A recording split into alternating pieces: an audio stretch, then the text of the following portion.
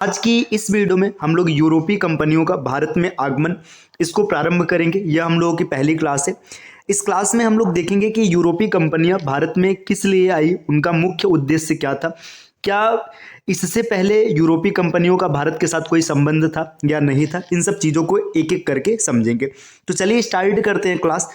देखिए, सबसे पहले हम लोग बात करेंगे कि जो यूरोपीय कंपनियां हैं, क्या प्राचीन काल में इसका भारत के साथ कोई संबंध था कि नहीं। देखिए, अगर प्राचीन काल की बात करेंगे तो प्राचीन काल में ही यूरोप का भारत के साथ व्यापार था। अगर इसके साक्ष्य की बात करेंगे तो इसका साक्ष्य आपने लोथल में, मतलब गोदीवाड़ा जो बंदरगाह है, इसके माध्यम से आपने पढ़ा होगा, है ना।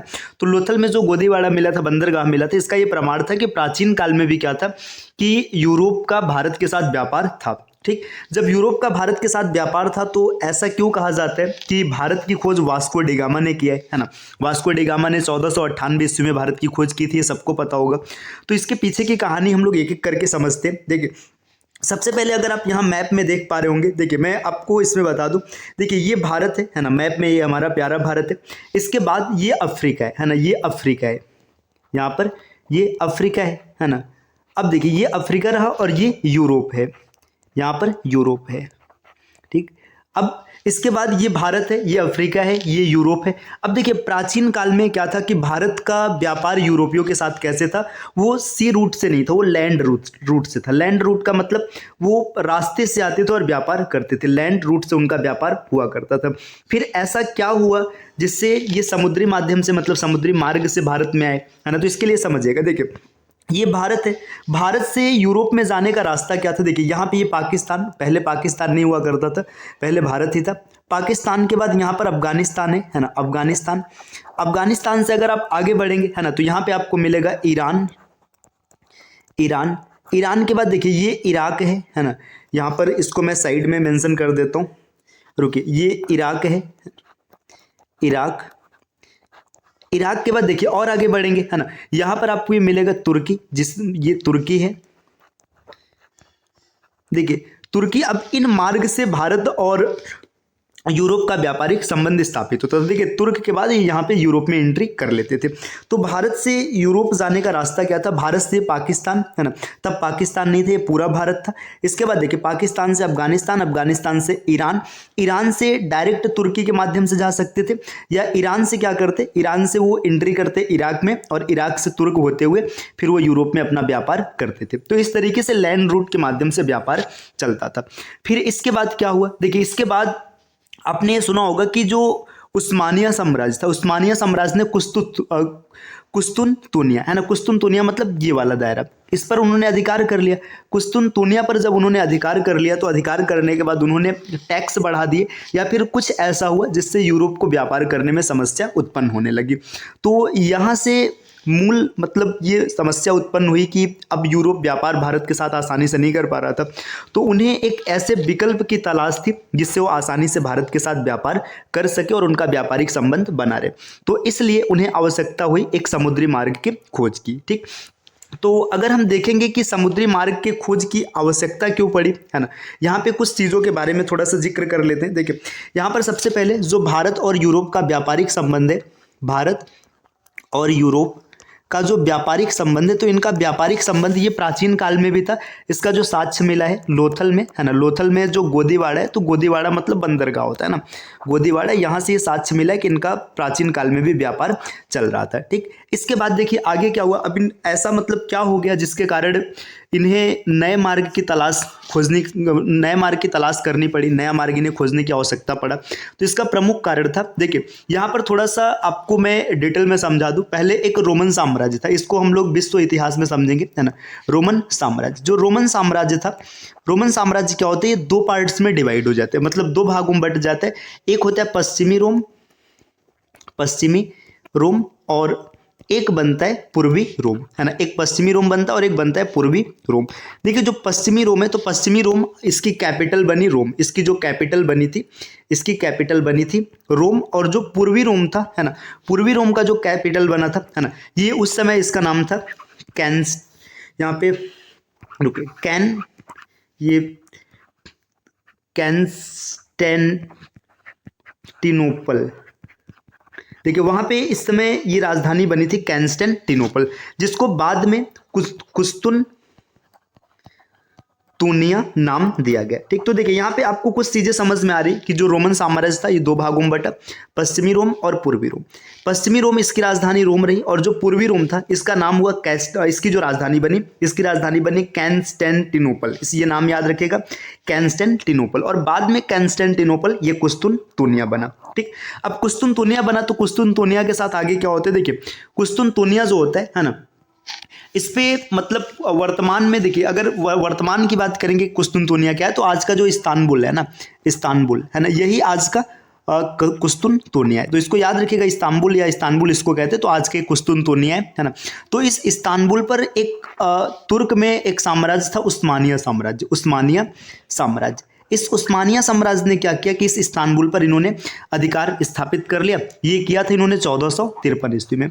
जब इन्होंने यहाँ पर अधिकार कर लिया तो इन्होंने टैक्स बढ़ा दिए, है ना। जब टैक्स बढ़ा दिए तो जो यूरोपीय कंपनियां व्यापार किया करती थी उन्हें मुनाफा कम होने लगा, या फिर ऐसा समझिए कि उन्हें विशेष मुनाफा नहीं होता था। अब जब मुनाफा नहीं होता था और वहाँ पे मांग बढ़ी, किस चीज़ की मांग बढ़ी, जो भारतीय मसाले होते थे, भारतीय मसाले। तो जब भारतीय मसाले बढ़े, कोई भारतीय मसालों की मांग बढ़े, तो उन्होंने उस मांग को पूरा करने के लिए एक अन्य मार्ग की तलाश जारी की, मतलब अन्य मार्ग की तलाश प्रारंभ किया उन्होंने। तब इसके बाद क्या हो, जब उन्होंने अन्य मार्ग की तलाश को प्रारंभ किया तो यहाँ से ये समुद्री मार्ग की खोज पर आगे बढ़े। अब देखिए यहाँ पे अब समझते हैं कि समुद्री मार्ग को खोजने में किसने विशेष सहायता किया, है ना। देखिए अब यहाँ पर हम लोग वापस से आते हैं। देखिए यहाँ पर अगर आप इस टर्म को देखेंगे, देखिए ये पुर्तगाल है ना, ये जो है ये पुर्तगाल है, ये पुर्तगाल है, पुर्तगाल, और यहां पर है इसके साइड में स्पेन, है ना।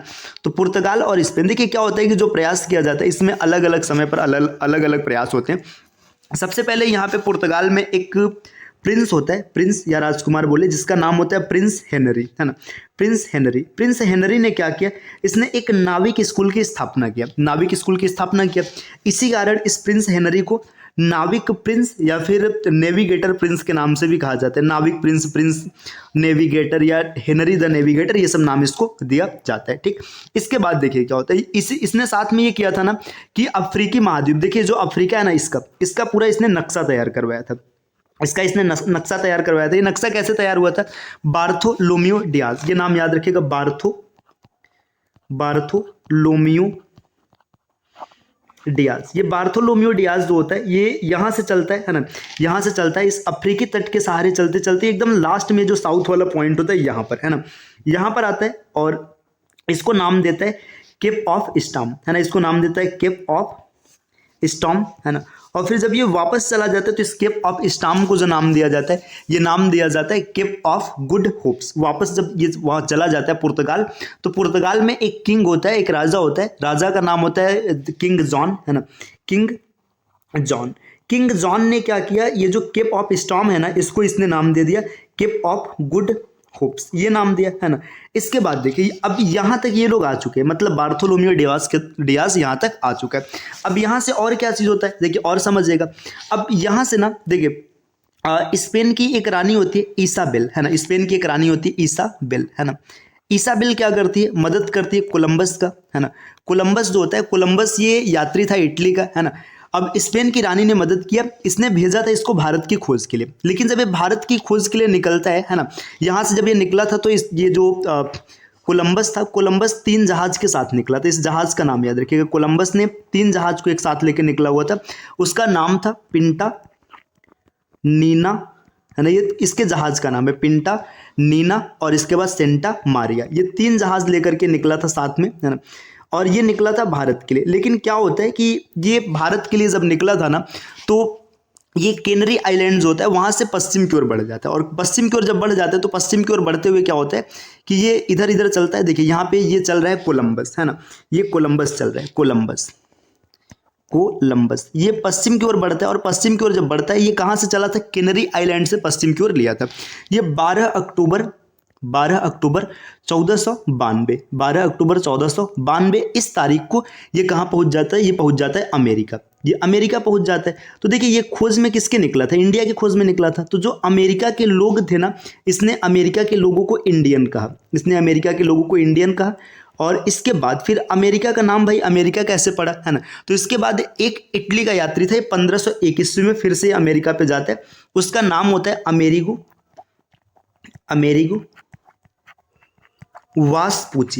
वास्पूची। इसके नाम पे अमेरिका का नाम अमेरिका रख दिया जाता है ना। इसके नाम पे अमेरिका का नाम अमेरिका रख दिया जाता है।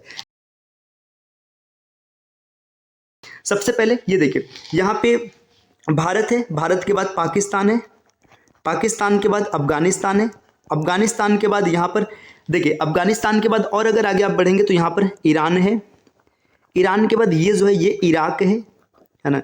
इराक के बाद देखिए ये तुर्की है, तुर्की, और तुर्की के बाद ये देखिए इस्तांबुल या फिर उस समय का कुस्तुनतुनिया, ये यूरोप है ना। देखिए इतनी चीज़ें हम लोगों ने देखी, ये अमेरिका है, अमेरिका के बाद ये अफ्रीका है, ये पुर्तगाल है और यहाँ पर स्पेन है। इतनी चीज़ें आपने देखी। देखिए सबसे पहले भारत और यूरोपीय कंपनियों का जो व्यापार था, मतलब यूरोप का व्यापार था, ये प्राचीन काल में भी था। उस समय ये लैंड रूट से चलते थे। लैंड रूट से रास्ता क्या था, भारत से पाकिस्तान, अफगानिस्तान, ईरान, ईरान के बाद फिर तुर्की, और तुर्की के बाद यूरोप। एक रास्ता ये था। दूसरा रास्ता ये यहीं से ऐसे बनता था, पाकिस्तान से अफगानिस्तान, ईरान के बाद डायरेक्ट ये तुर्की न जाकर के इराक के रास्ते तुर्की होकर के चले जाते थे। इसके अतिरिक्त भारत का व्यापार अरब के साथ भी चलता था, है ना।